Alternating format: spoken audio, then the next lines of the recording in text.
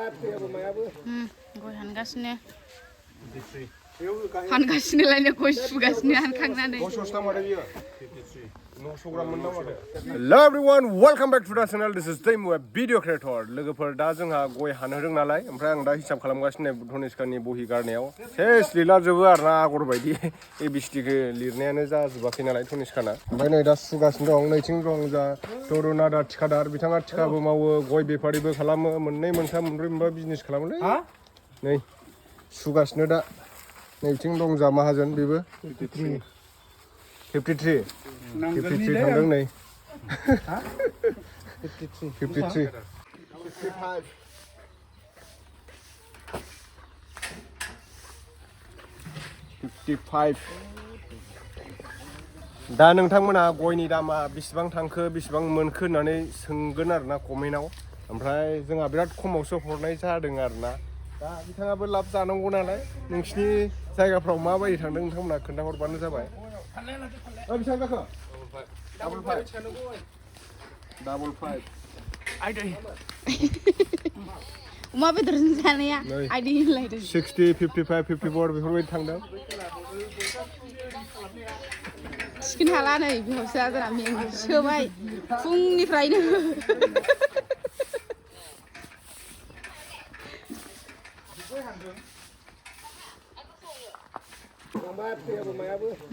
गय हानगासिनो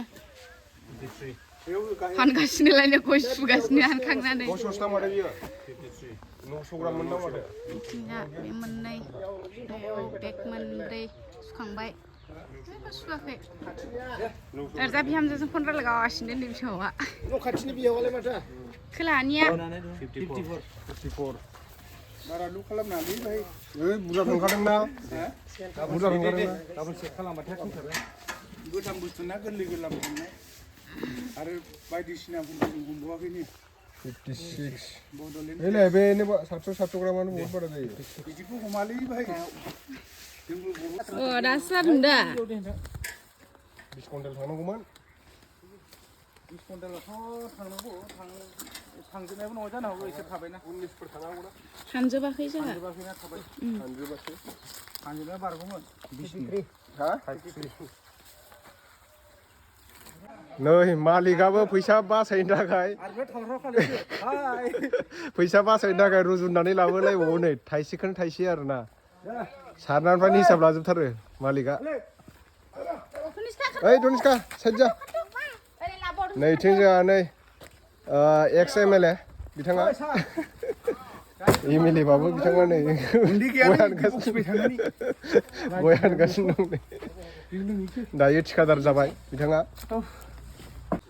आमफियाबो सानसे गय खननानै मेंबायनो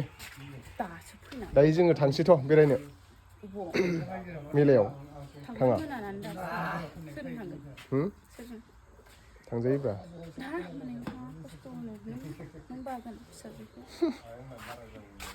धनेसका बेसे बुरजा खनखो हा बेसे बुरजा खनखोलै मोनबेसे सानलाय बेयाव सानलाय गयानो ना मोनबेसे सानलाय बस्था बेसे 1 2 3 होननानै सान दे नै बेखिनियानो आरोना गया बेयाव 1 2 7 बेग दं नैबेयाव 2 बेग ओमफ्राय नैथिं नै मेरला नैथिं 2 बेग ओमफ्राय बेयाव खै बेग दं जाबसिनला जोबनाय जाबाय आरोना नै माबा जाहैदों 37 बेग जाहैदों आरोना टटेल 37 बेग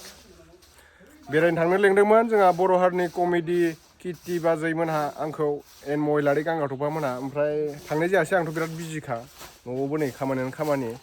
दा ओंखायनो फ्रि जायासै नालाय आं ओंखायनो थांनो हायासै बेरायनो उपाय गैया आरो दाथ' बारिनि खामानिबो दंबावो बहुतनो होमबाबो खामानिखौनो मावनो मोनथ'वाखै आरोना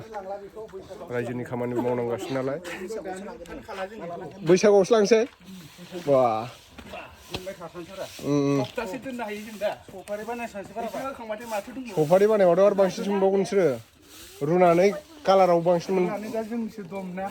कालार खालामबा कालारनिबो फैसा मोनबावगोनसो बिगुर सिगुर सब खामानि जाजोबोथ' सुपारि बानायबा बिदि हारनानै बै थारनियाव 10 गारि गाहाम जाबनानै दोनहैग्रासो जानोसै आं अ जादो हायो ओरैनो उदै देरदों होनबा उदैया देरगासिनो दं नै मालिक मानसिफ्रासो उदै देरना उदैया उदैयाथ' मोजां जा गोदोरखाना थाखा थिंख्लि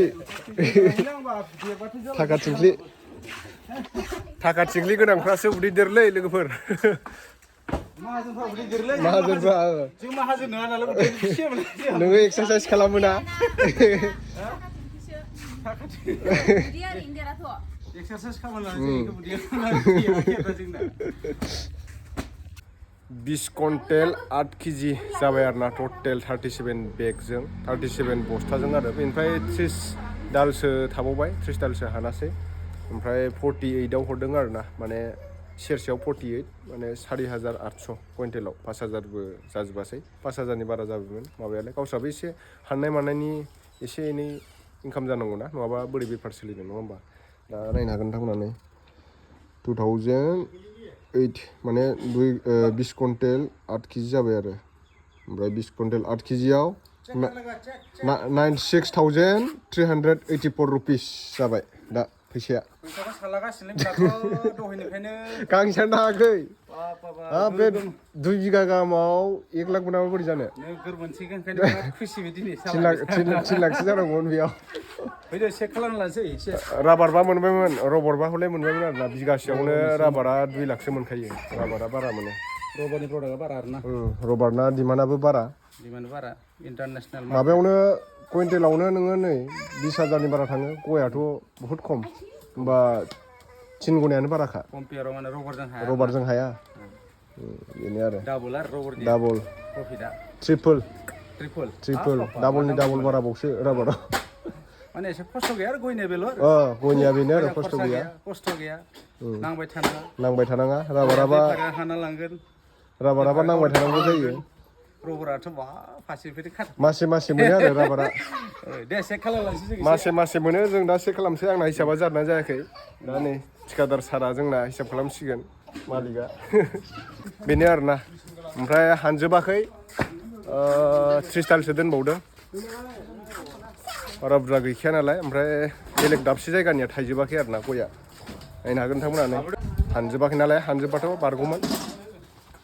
मालिकआ नै जोंना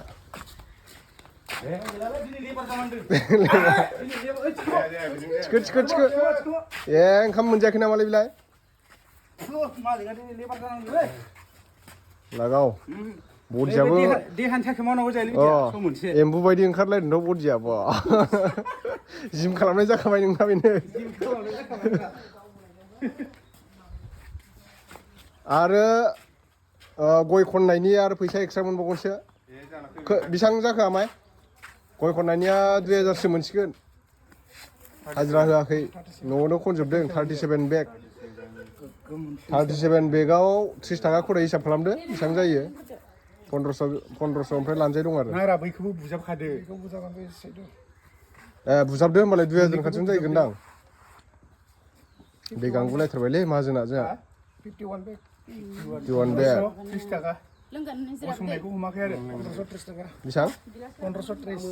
1530 थाखा बेदर जानांगोन ना दे बस्थानि हिसाबखौ लालागासिनो बेदर जानायखौनो खामानि गैया बेदर जायाबानो जाया खामानि दङ बेसो बांसिन जाबावदों थ' लोगोफोर दिनैनि आपडेटआ बेनोसै आरोना उपाय गैया माने दामखौलाय मोनबावगौमोन 7000 थांनो हागौ देग्लाय 6,500 7,000 थांनांगौ मोननायालागै अब्लाबो माने हरबाय आरो